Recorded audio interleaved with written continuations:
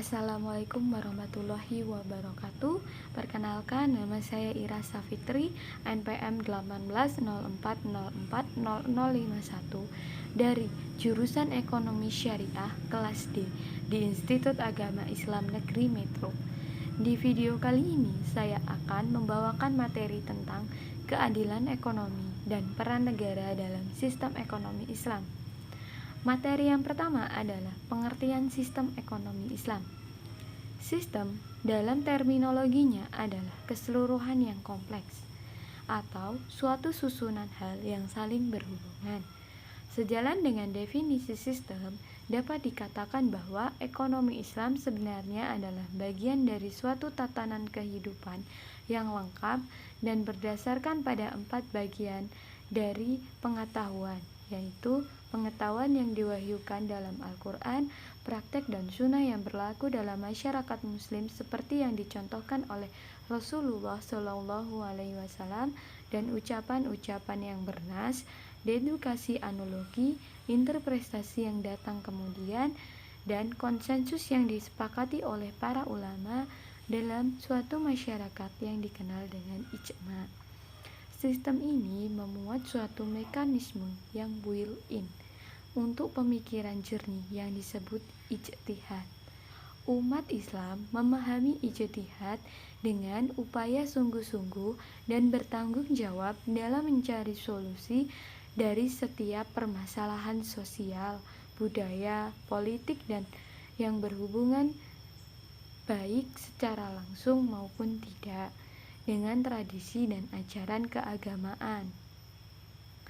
Sistem ekonomi adalah ilmu ekonomi yang dilakukan dalam praktik atau penerapan ilmu ekonomi sehari-harinya bagi individu, keluarga, kelompok, masyarakat, ataupun pemerintah atau penguasa dalam rangka mengorganisasi faktor produksi, distribusi, dan pemanfaatan barang dan jasa yang dihasilkan patuh dalam peraturan dan perundang-undangan Islam yang mandiri dan terlepas dari sistem ekonomi lainnya. Sistem ekonomi Islam juga diartikan sistem ekonomi tersendiri, bukan perpaduan atau campuran antara sistem ekonomi kapitalisme dan sosialisme. Karena falsafah, nilai-nilai dasar, dan nilai-nilai instrumental dari sistem ekonomi Islam berbeda dengan kedua sistem tersebut.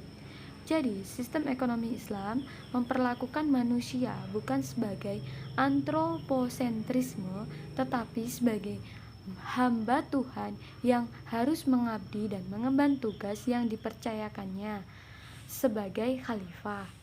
Untuk itu, dalam kegiatan ekonomi yang dilakukannya harus menjunjung tinggi nilai-nilai kepemilikan, nilai-nilai keadilan, kebebasan, keseimbangan, persaudaraan, serta kebersamaan sesuai ajaran agama agar tercipta sebuah tatanan hidup pribadi dan bermasyarakat serta bernegara yang baik. Materi yang kedua adalah pengertian keadilan ekonomi. Kata adil dalam Kamus Besar Bahasa Indonesia artinya sama berat, tidak berat sebelah, dan tidak memihak. Atau juga bisa diartikan tidak melebihi atau mengurangi daripada yang sewajarnya serta berpihak pada kebenaran. Dalam ilmu hadis, keadilan adalah sifat yang terpatri dalam jiwa seseorang untuk senantiasa bertakwa dan memelihara harga diri, menjauhi dosa besar seperti syirik, sihir, membunuh, memakan riba, memakan harta anak yatim, melarikan diri sewaktu perang berkecamuk, menuduh zina wanita baik-baik, menyakiti kedua orang tua, dan mengharapkan kehalalan dari Baitul Haram, dan menjauhi dosa kecil seperti mengurangi timbangan sebiji, mencuri sesuap makanan, serta menjauhi perkara mubah yang dinilai mengurangi harga diri. Dalam sistem ekonomi Islam, adil mengandung makna yang sangat dalam, bahwa setiap aktivitas perekonomian yang dijalankan para pelaku ekonomi tidak terjadi tindakan menzolimi orang lain. Islam memandang keadilan merupakan sebuah ketentuan yang wajib dan mutlak sebagai salah satu unsur penting dalam kehidupan sosial dan kemanusiaan. Keadilan adalah sebuah ketentuan yang diwajibkan oleh Allah Subhanahu wa Ta'ala untuk semua manusia di dunia tanpa pengecualian. Dalam memelihara keseimbangan serta menjaga hubungan antara Tuhan dan manusia, Islam juga membentuk keseimbangan hubungan antara manusia dan manusia yang lain. Keseimbangan tersebut dibutuhkan untuk melindungi hubungan yang sudah baik dari dampak buruk yang akan ditimbulkan oleh perilaku yang berlebihan dalam transaksi jual beli atau dalam kegiatan berekonomi. Itulah sebabnya mengapa dalam Islam sangatlah penting dalam menciptakan keadilan dalam semua aspek kehidupan manusia, bukan hanya pada satu aspek saja. Penerapan keadilan dalam sistem ekonomi Islam adalah tidak diinginkannya ketimpangan ekonomi atau ketidakmerataan ekonomi antara satu dengan yang lain. Karena itu, bentuk kegiatan ekonomi yang dapat merugikan masyarakat banyak sangatlah dilarang oleh Islam, seperti halnya praktek penimbunan barang. Dalam penimbunan terdapat hak-hak orang lain yang tidak berputar sesuai dengan keadaan yang seharusnya, sehingga berakibatkan sulitnya seseorang dalam mencari barang tersebut untuk digunakan dalam kehidupan sehari-hari. Sistem ekonomi Islam juga melarang untuk tidak membenarkan segala macam bentuk ketidakadilan ekonomi seperti monopoli dan pemusatan kekuatan ekonomi pada satu kelompok tertentu saja. Karena apabila demikian akan mengakibatkan ketimpangan ekonomi atau ketidakadilan dalam ekonomi yang berakhir merusak sistem perekonomian yang sudah ada. Selain dilarangnya perilaku ekonomi dan ikhtikar, Allah juga memerintahkan kita untuk berlaku adil dalam transaksi jual beli.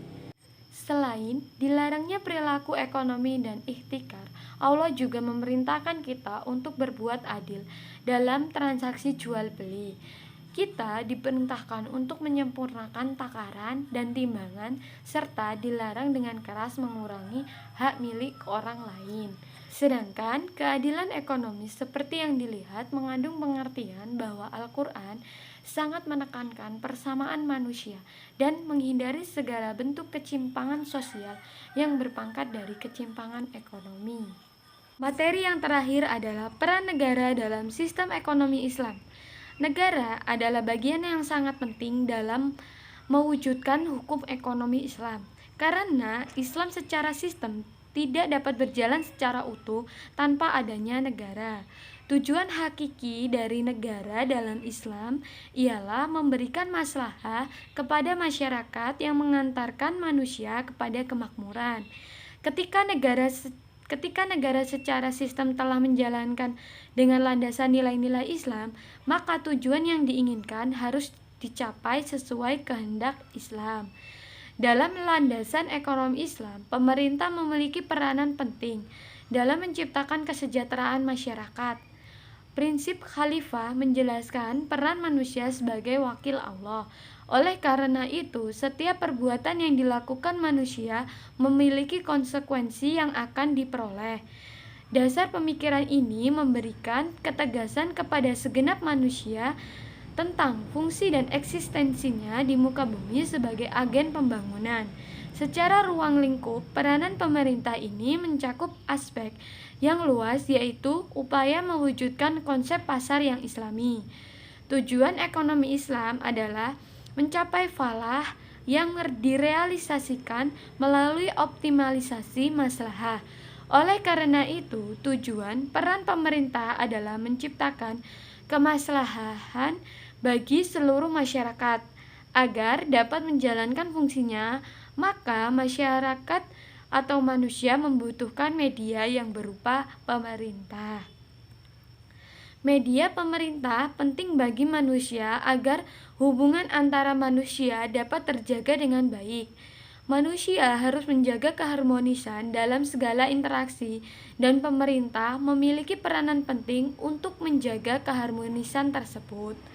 Pemerintah memiliki hak ikut campur dalam bidang ekonomi yang dilakukan individu-individu, baik untuk mengawasi kegiatan yang dilakukan oleh para pelaku ekonomi dan mengatur hal-hal yang berhubungan dengan ekonomi, tetapi tidak mampu dilakukan oleh para individu.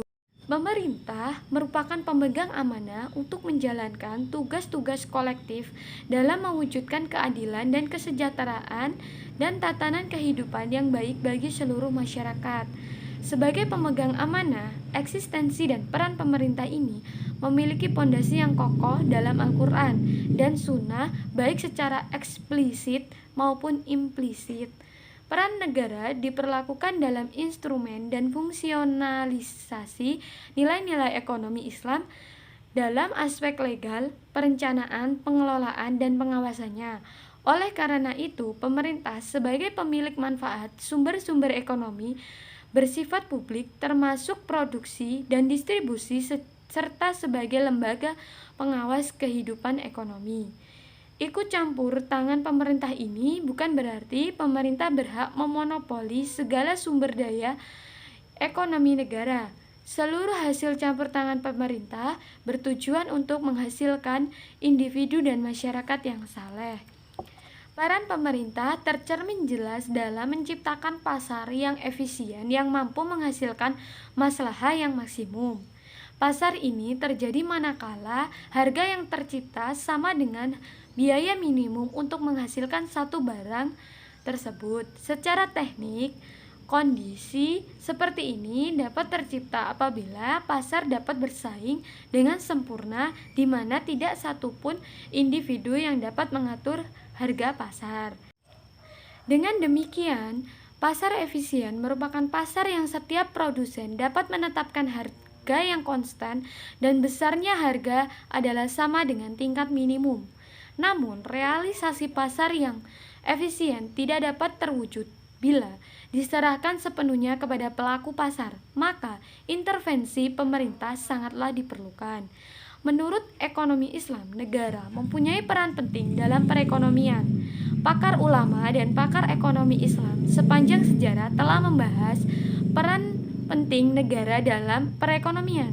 Menurut para ulama, dalam ekonomi Islam, negara memiliki kekuatan atau kekuasaan yang paling luas untuk melaksanakan tugas-tugas tersebut, dengan syarat bahwa tugas itu dilakukan dengan cara demokratis dan adil, di mana segala keputusan diambil sesudah bermusyawarah secukupnya dengan wakil-wakil rakyat yang sebenarnya. Sejalan dengan pemikiran yang ada, Mukhasan menyatakan bahwa fungsi dan tugas negara Indonesia adalah fungsi keamanan, fungsi kesejahteraan, fungsi pendidikan, dan fungsi mewujudkan ketertiban serta kesejahteraan masyarakat. Berdasarkan penjelasan di atas, maka dapat disimpulkan bahwa pemerintah memiliki peranan penting dalam perekonomian negara sebagai media dalam mewujudkan masyarakat yang makmur dan sejahtera. Demikian materi yang dapat saya sampaikan. Apabila terdapat kekurangan atau kesalahan, saya mohon maaf. Saya akhiri. Wassalamualaikum warahmatullahi wabarakatuh.